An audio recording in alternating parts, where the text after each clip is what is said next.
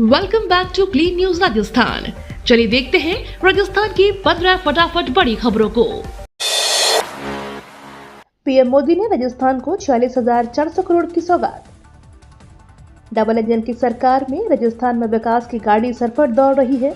हाल ही में rising Rajasthan summit के जरिए मुख्यमंत्री भजनलाल शर्मा ने प्रदेश में विकास के नए सूरज को उगाने का काम किया है।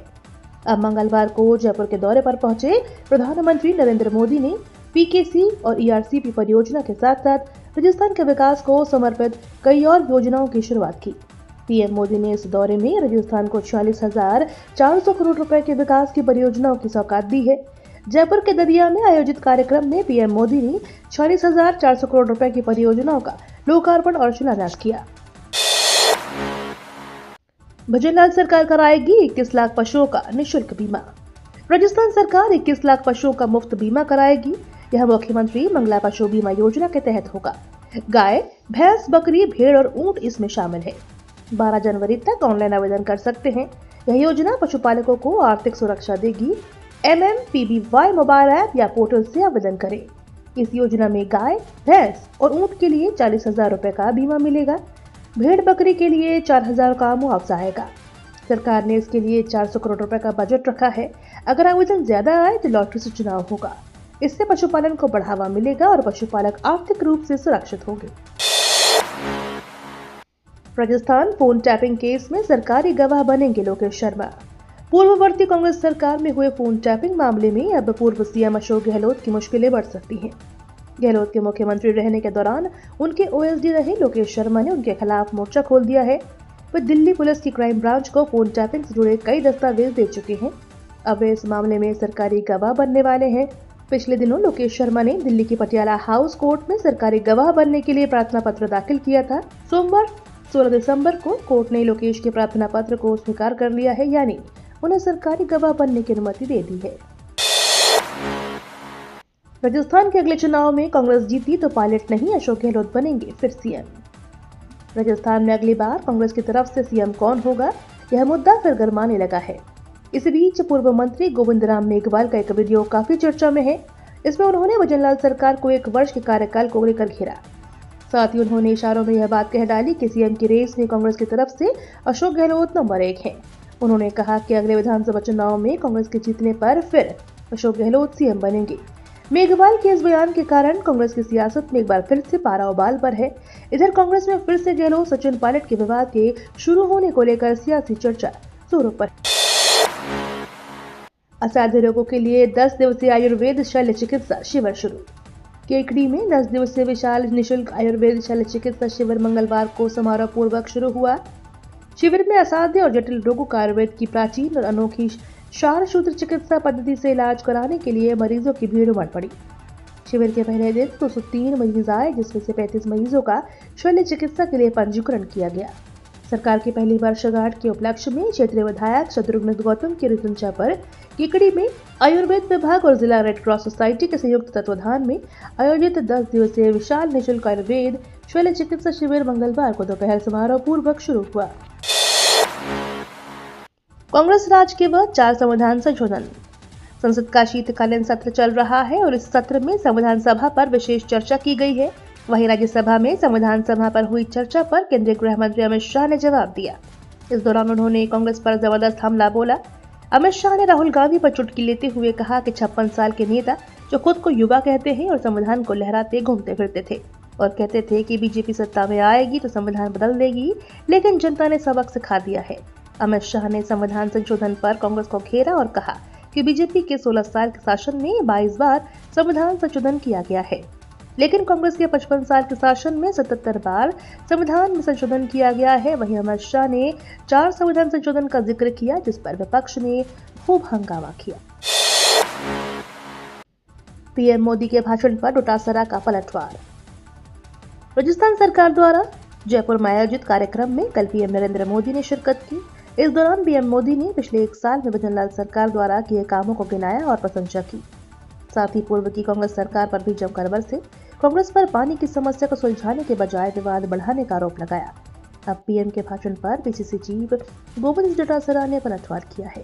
डोटासरा ने कहा कि पीएम के दौरे से राजस्थान को निराशा हुई। पीएम मोदी ने सिर्फ जुमलों की बरसात की। चुनाव से पहले पेट्रोल डीजल पर बातें हुई। हरियाणा के बराबर पेट्रोल डीजल के दाम कम करने की बात कही। इस पर डोटासरा ने पूछा कि कैसा क्या हुआ। डोटासरा ने कहा कि आरसीपी का राष्ट्रीय परियोजना घोषित करने का वादा किया था, लेकिन आज तक आरसीपी के नाम पर गुमराह किया गया। पीएम मोदी ने जयपुर में मंच से वसुंधरा राजे को कहा, very good ma'am.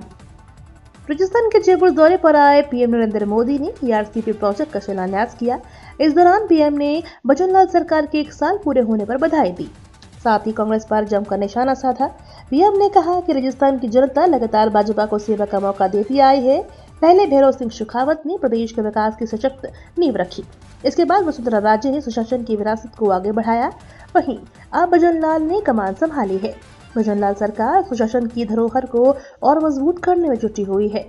PM Modi ने कहा कि देश ने लोकसभा में भाजपा को लगातार तीसरी बार देश की सेवा करने का अवसर दिया है।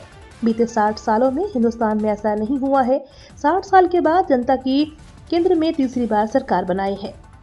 लगातार तीसरी बार हमें देशवासियों की सेवा का अवसर और आशीर्वाद दिया है।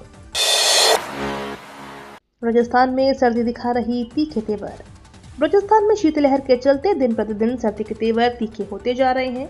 माउंट आबू, फतेहपुर समेत कुछ इलाकों में पारा जमाव बिंदु पर पहुंच गया है। वहीं बाहर खुले में लगे सामानों पर बर्फ की परत जमने लगी है। इसी बीच मौसम विभाग ने 7 जिलों में शीतलहर का अलर्ट जारी किया है। हनुमानगढ़, चुरू, झुंझुनू, अलवर, नागौर के लिए येलो अलर्ट जारी हुआ है, तो वहीं सीकर के लिए ऑरेंज अलर्ट जारी हुआ है। राजस्थान के हवाई अड्डे का होगा विकास। मेहंदी नगरी के रूप में विश्व भर में पहचान रखने वाले सोजत के लिए बड़ी खुशखबरी है। अब यहां हवाई सेवा संचालित होने वाली है। एयरपोर्ट अथॉरिटी ऑफ इंडिया की टीम की विजिबिलिटी स्टेटस की जांच में सोजत की हवाई पट्टी को छोटे विमान के संचालन के लिए उपयुक्त माना है।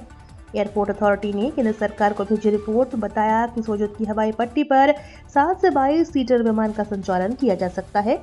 हवाई पट्टी पर विमान की पार्किंग के लिए उपयुक्त जगह है। दौसा में आर्यन की मौत के बाद सजग हुए जिम्मेदार। दौसा जिले में हुई आर्यन की मौत के बाद जिम्मेदार अधिकारी एक्टिव मोड पर आ गए हैं। भविष्य में नकारा एवं खुले बोरवेल तथा ट्यूबवेल नहीं रहे, इसके लिए राज्य स्तरीय हेल्पलाइन नंबर जारी किए गए हैं। इनमें आमजन से ऐसी सूचनाएं तत्काल स्थानीय पुलिस प्रशासन एवं राज्य स्तरीय हेल्पलाइन नंबरों पर देने का आग्रह किया गया है। One nation one election bill सर्वसम्मति से ही पास किया जाएगा। भाजपा के एजेंडे में शामिल एक राष्ट्र एक चुनाव विधेयक को नरेंद्र मोदी सरकार के तीसरे कार्यकाल में लोकसभा में पेश कर दिया गया। इस विधेयक को लोकसभा ने 269 वोट से स्वीकारा गया, जबकि विरोध में 198 वोट पड़े हैं। यह बिल देश में लोकसभा और सभी विधानसभाओं के चुनाव एक साथ कराने से संबंधित है। कांग्रेस सहित तमाम विपक्षी पार्टियां इस बिल का यह कहकर विरोध कर रही हैं कि इससे देश के संघीय ढांचे को नुकसान पहुंचेगा और क्षेत्रीय पार्टियों का अस्तित्व समाप्त हो जाएगा। जबकि भाजपा का कहना है कि इससे देश के संसाधनों की बचत होगी, जिससे विकास कार्यों में इस्तेमाल किया जा सकेगा। नीट यूजी 2025 का सिलेबस जारी। नीट की सबसे बड़ी मेडिकल प्रवेश परीक्षा नीट यूजी 2025 की तारीखों का ऐलान नेशनल टेस्टिंग एजेंसी ने अभी तक नहीं किया है, लेकिन परीक्षा की तैयारियां जोर शोर से चल रही हैं। केंद्र सरकार के नेशनल मेडिकल कमिश्नर ने नीट यूजी 2025 का सिलेबस जारी कर दिया है। एनएमसी के सचिव प्रोफेसर बी श्रीनिवास ने सिलेबस की घोषणा की है और इसकी कॉपी सभी मेडिकल एजुकेशन बोर्ड्स को भेज दी गई है। यह syllabus under graduates medical education board की निदेशक पर तैयार किया गया है। इस घोषणा के बाद यह उम्मीद की जा रही है कि जल्द ही एनटीए नीट यूजी की परीक्षा की तारीखों की भी घोषणा करेगी। उपचुनाव की हार के बाद कमजोर पड़ी कांग्रेस। राजस्थान प्रदेश कांग्रेस अध्यक्ष गोविंद सिंह डोटासरा ने एक बार फिर चेतावनी दी है कि जो लोग पार्टी के लिए काम नहीं कर रहे हैं, उनकी संगठन से छुट्टी की जाएगी। उपचुनाव में बुरी तरह से हारी कांग्रेस अब राजस्थान में खुद को फिर से खड़ा करने के लिए रीस्ट्रक्चरिंग प्रोग्राम तैयार कर रही है। इसके लिए सोमवार को राजस्थान प्रदेश कांग्रेस कमेटी की गोविंद सिंह डोटासरा की अध्यक्षता में अहम बैठक संपन्न हुई। बैठक में डोटासरा ने प्रदेश प्रभारी पदाधिकारियों से जिलों का फीडबैक लिया। इसमें ज्यादातर की शिकायत यह थी कि कई पदाधिकारी कांग्रेस में सिर्फ पद लेकर बैठे हुए हैं, पार्टी तथा संगठन के लिए काम नहीं कर रहे हैं। बैठक में प्रदेश की बीजेपी सरकार की विफलताओं को उजागर करने के लिए अभियान शुरू करने पर भी चर्चा की गई। बैठक में नेता प्रतिपक्ष टीकाराम जूली भी मौजूद रहे। जयपुर के इस खिलाड़ी ने सिंगापुर में लहराया जीत का परचम। राजस्थान के खिलाड़ी भारत ही नहीं दुनिया भर में अपने खेल से राजस्थान का नाम रोशन कर रहे हैं। ऐसे ही जयपुर के खिलाड़ी सुभाष चौधरी हैं, जिन्होंने सिंगापुर में चल रहे जूनियर स्क्वैश चैंपियनशिप में गोल्ड मेडल जीता है। सुभाष चौधरी ने यह मेडल बॉयज टीम के अंडर 17 वर्ग में जीता है। आपको बता दें, सुभाष चौधरी जयपुर के रहने वाले हैं और नीरजा मोदी स्कूल की 9वीं कक्षा के स्टूडेंट हैं। Singapore junior squash championship Bharat का दल पहुंचा हुआ है, जिसमें सुभाष ने राजस्थान का प्रतिनिधित्व करते हुए यह मेडल जीता है।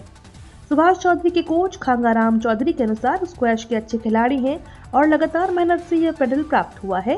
आगे भी वह कई स्क्वैश के बड़े टूर्नामेंट में हिस्सा लेंगे। ये तो थी राजस्थान की बड़ी खबरें। रोजाना सबसे पहले अपडेट पाने के लिए क्लीन न्यूज राजस्थान को अभी सब्सक्राइब करें।